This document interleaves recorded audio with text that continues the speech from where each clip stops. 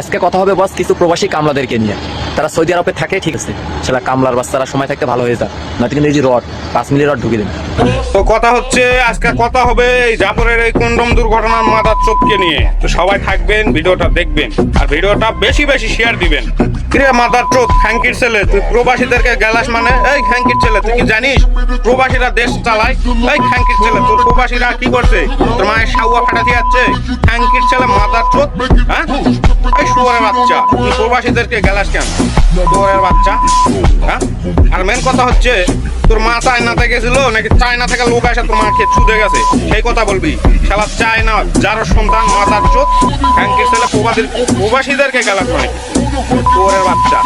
এই বাংলাদেশের যত প্রবাসী আছে, ঠিক আছে, সব তোর মায়ের সাউয়া ফাটাবে, কথা বুঝিস নি? তো নেক্সট টাইম প্রবাসীদেরকে নিয়ে কোনো কথা বলবি না। কয়েকদিন ধরে দেখতেছি তুই খুব প্রবাসীদেরকে নিয়ে কথা বলতেছিস। এই খ্যাঙ্কির ছেলে, কি হয়েছে? তোর মাকে কি 20 রিঙ্গিত দেওয়ার কথা বলে চুদে গেছে, 10 রিঙ্গিত দিয়ে গেছে? খ্যাঙ্কির ছেলে মাথার চোখ, বস্তি মাগির পোলা।